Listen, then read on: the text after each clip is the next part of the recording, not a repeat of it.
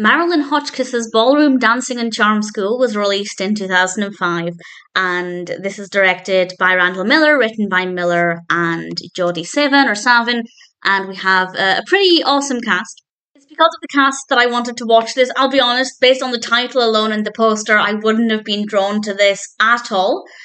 And I'll talk more about the cast in a moment, of course. I wouldn't have been drawn to this at all, in the slightest. Am I glad I watched it?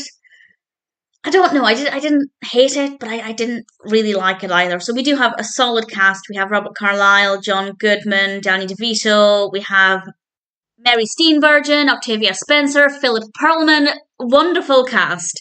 The narrative, I don't mind, but I didn't love the narrative structure. This is focusing on Robert Carlyle's character.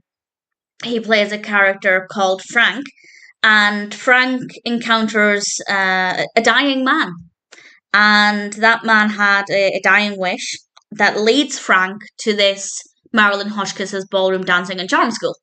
And while there, of course, he takes these dance classes, and he's going through a really difficult time as well. So while he's working on this dying man's dying wish, he's also having a chance to deal with his own grief regarding his own situation, and having a chance to maybe get a new lease on life. And as a concept, I like it. I think it's a very moving narrative. I think it's a really heartwarming story. There is a lot of emotion in this, a lot of different emotions, and I don't have an issue with any of that. I just found it to be partly slow and also partly with a narrative structure that I didn't love. We cut back to the dying man occasionally, and like the same scene, not later on in the story. It didn't work for me as a narrative structure. I found it to be really jarring, and I didn't really care for it very much at all. I found it to be an unpleasant narrative structure, but the overarching story, I don't mind. I'm not a huge fan of dancing films because I'm not that bothered about dancing, certainly with this kind of film, but the performances seem pretty good. That being said, there are a couple of dancing-based goofs on IMDb.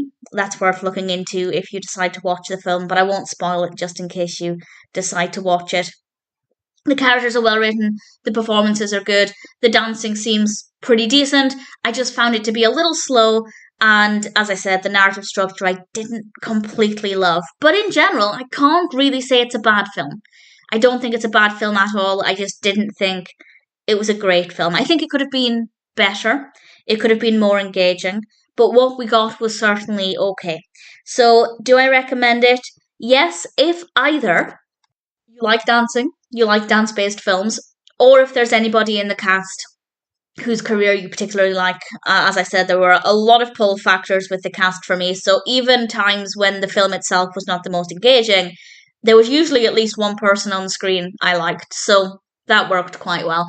In general, Marilyn Hotchkiss's Ballroom Dancing and Charm School was not one I would have been drawn to without a cast like this, and I will admit that I probably wouldn't have cared for it as much had it been a cast of actors I'd never heard of.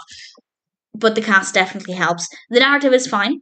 Don't love the structure, but in general, it's reasonably well handled. There are a lot of emotions in this, and I think it has a lot to offer. It could be better, but what we got was pretty decent, and I'd say if there's a reason why you want to watch this, then I guess it's one that's worth checking out.